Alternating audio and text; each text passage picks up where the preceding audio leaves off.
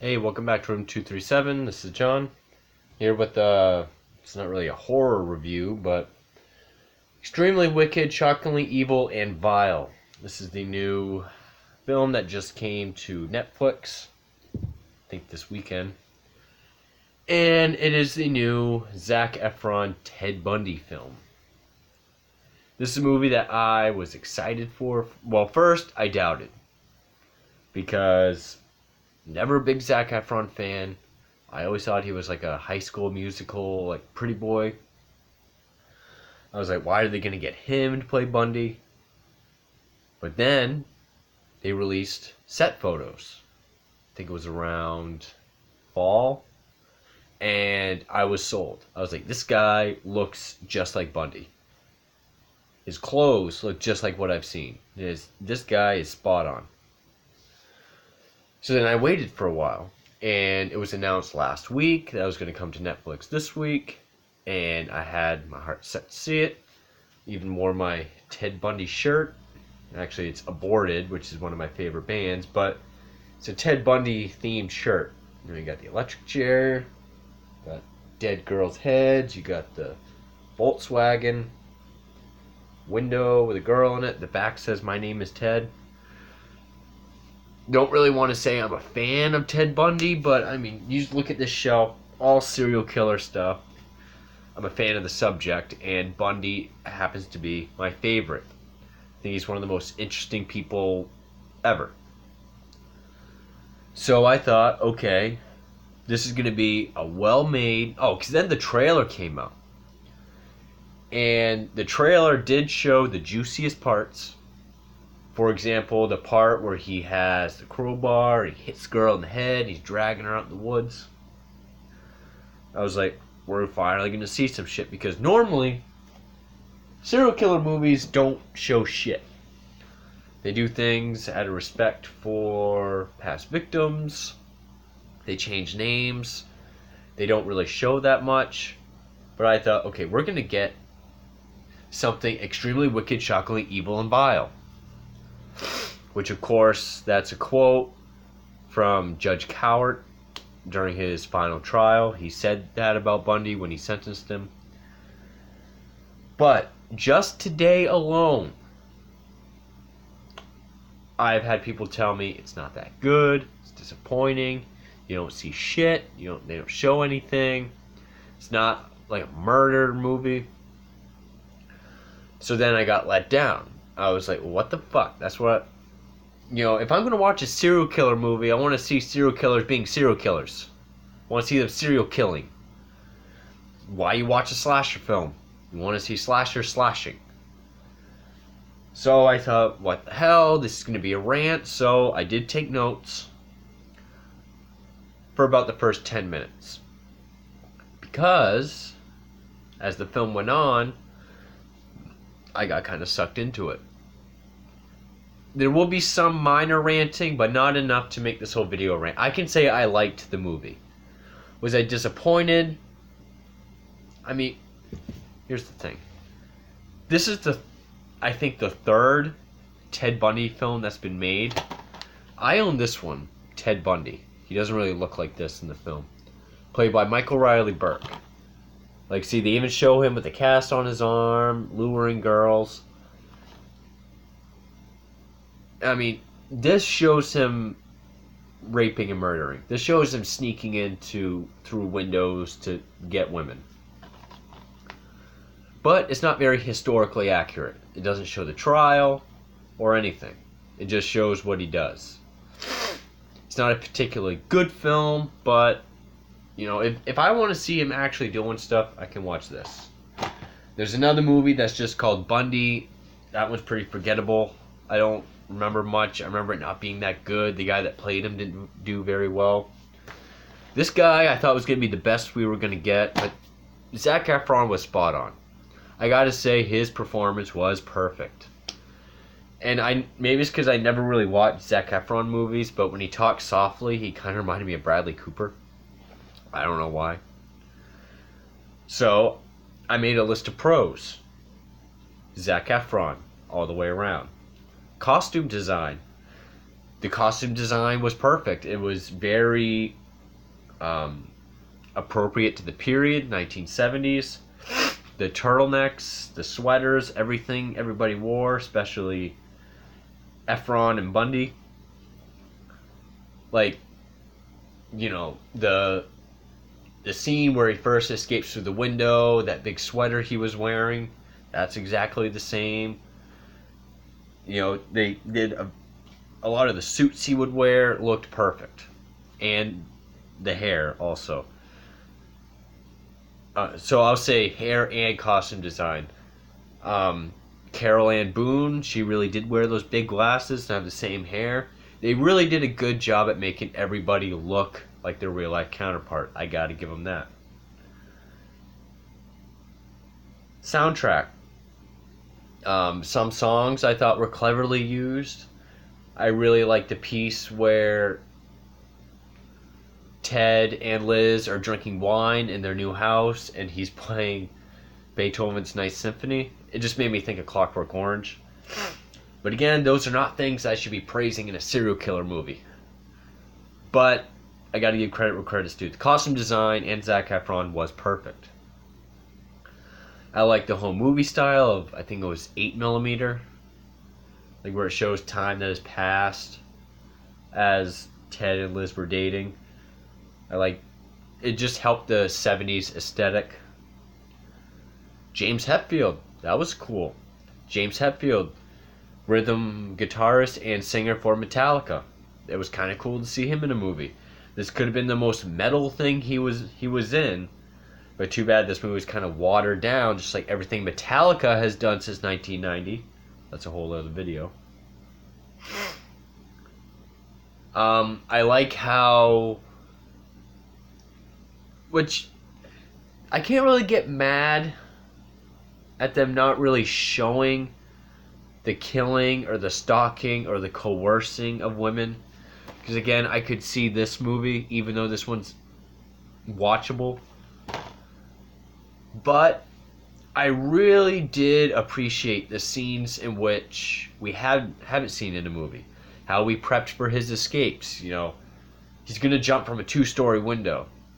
And it is known that he practiced jumping off his cell table, off his bunk, to strengthen his ankles, his calves, and his legs for the fall.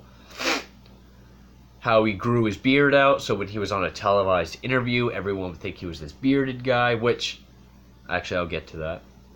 But then when he went to go escape, he shaved, so he would look different. I like how they showed that. Also, with how he escaped the second time through the air duct, or heater shaft, or whatever it was. Which also leads me into detail in interview recreation.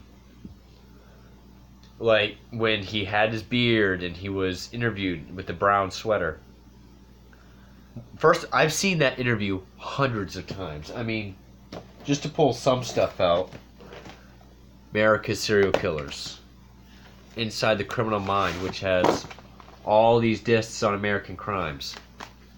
Big chapter on Bundy in these. I've seen that interview tons of times. And his mannerisms, his look with the beard, the brown sweater, the things he said, was very spot on. So I gotta give that credit. Fucker.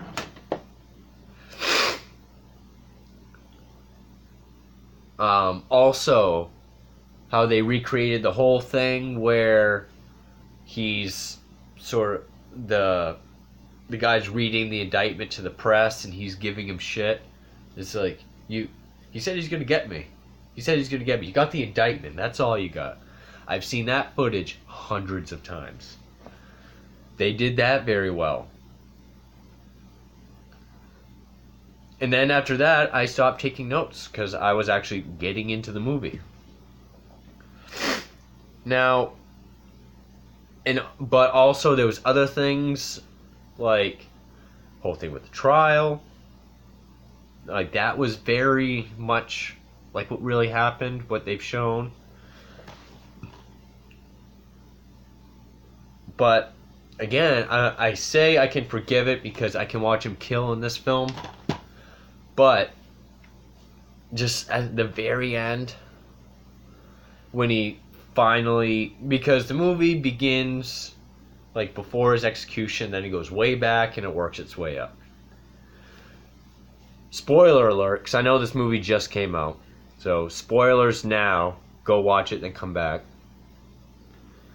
When he pretty much hints to Liz that he is guilty, and that is when we see the shit that was in the trailer, hitting the girl in the head, bringing her in the car, dragging her in the woods.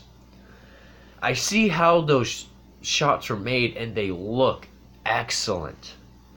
I was like, that's what I've always wanted to see in a Ted Bundy movie.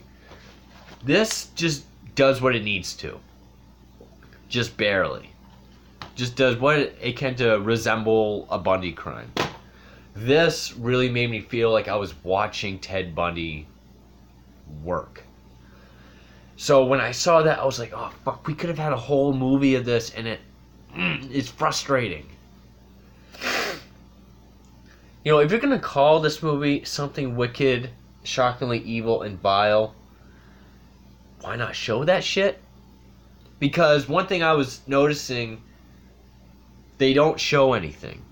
I mean, you sort of get, during like the beginning, when it was showing the whole movie stuff, you heard like stuff, TV and radio, saying like, a killer has abducted these women and bodies were found, to kind of imply that a serial killer's going on.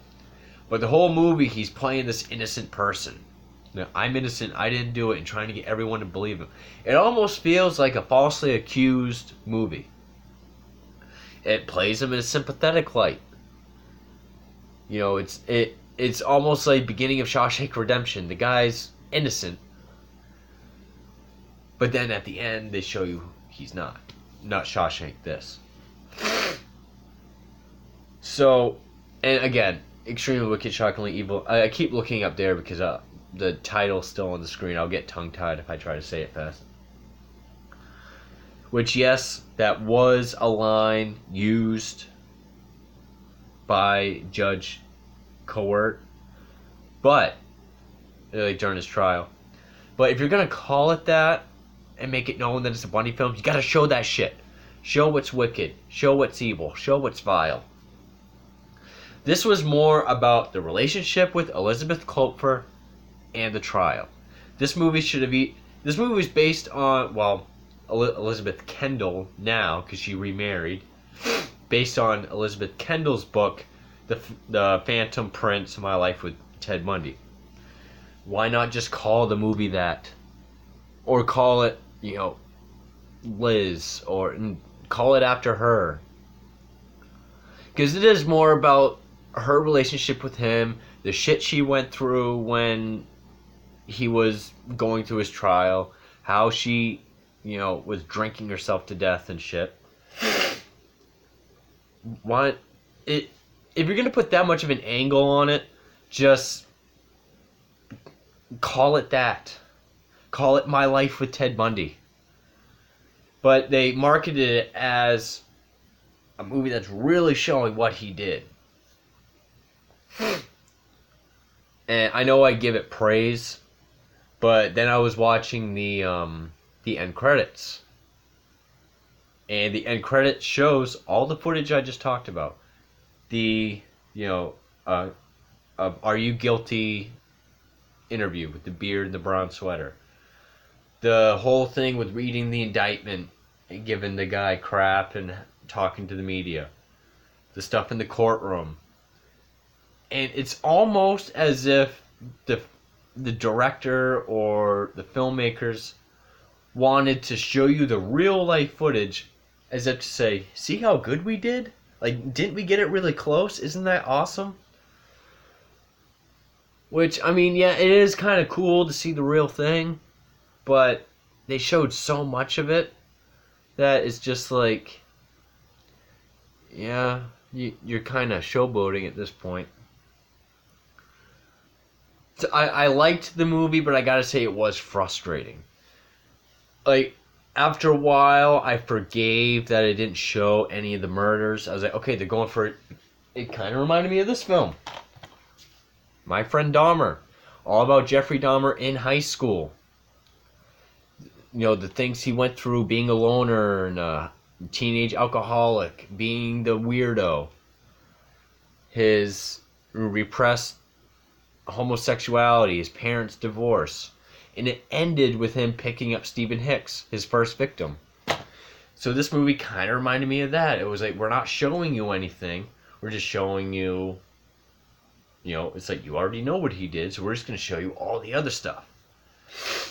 But it really was frustrating at the end when I saw how well those scenes were put together when he attacked that one girl and brought her out into the woods. That was done very well.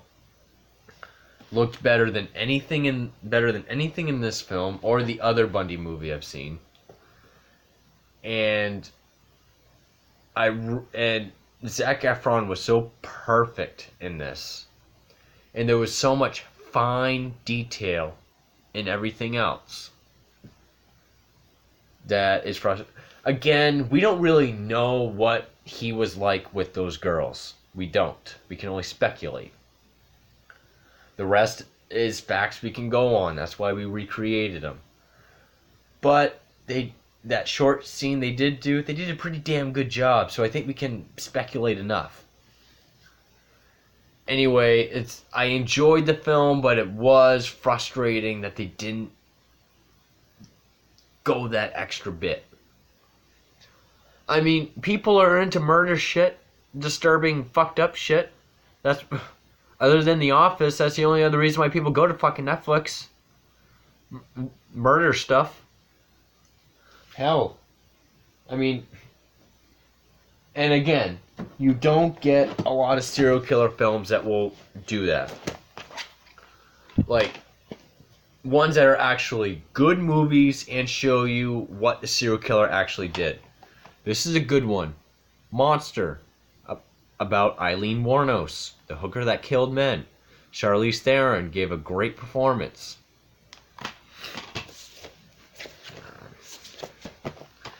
Henry, Portrait of a Serial Killer. Again, this is fabricated. This is a fictionalized version of Henry Lee Lucas. So if you know anything about Henry Lee Lucas, you can't believe anything he says or said. Evelenko. More so inspired by Andrei Chikatilo from Russia. Then I just have this killer 3-pack, which has Ed Gein, Gacy, and Dahmer. All not very good films. Because one thing they all have in common is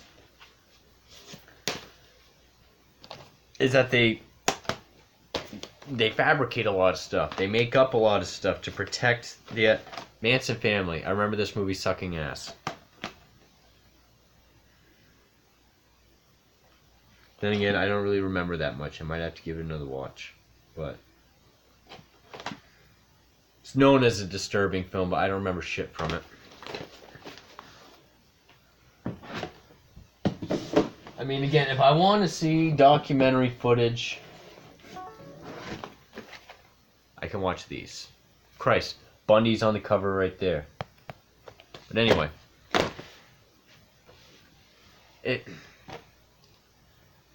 I know I'm kind of repeating myself at this point. I mean, it was cool to see Sheldon from Big Bang as the leading prosecutor. It was cool to see John Malkovich, a guy I like to see in movies. He's an actor I like. It was cool to see him as Judge Cowart. Cool to see James Hetfield, albeit a short scene. Zac Efron was perfect. The costumes, the hair, he was charming when he needed to be. But still, I mean, it was interesting to show this angle, to show how much of, which also Elizabeth Kendall. Also, a big quote from her is, he was a master manipulator. Carol Boone went on to say he was the personification of evil in its purest form. But this movie didn't really show that. It just showed how this charming, well-dressed law student, it didn't really show anything of his, anything tried to do politically, because he was very into politics also. But, you know, to at the end show this guy's innocent and he's willing to do anything to get out. Then at the end show that he actually did do it. That would work better in a fictional film, where people don't know who this rock star, superstar serial killer Ted Bundy is. Especially with all this shit that's come out recently. There was it Conversations with the Killer, the Ted Bundy tapes, the 5-part series on Netflix, which I watched all of in one sitting. That was very interesting. They have all this shit to watch. But anyway, I can still say I enjoyed the film. It wasn't as disappointing as I thought it was going to be. I give it props. I mean, all the names in this movie were real life. This was very well based in fact. So it was nice to have that. The most frustrating part was that scene at the end where he does kill that one girl and drag her into the woods. We could have had so many more like that to really get a good Ted Bundy movie, but I appreciated what it did. So maybe we're going to get more movies like that and like this, that we see other angles of famous serial killers. But that's pretty much all I got for it. I enjoyed it. Parts of it were frustrating that we didn't get more of certain details. Again, Ted Bundy's my guy. I was kind of hoping for something else, but I wasn't super disappointed. I was happy with what I got. So for Room 237, I'm out. Thank you.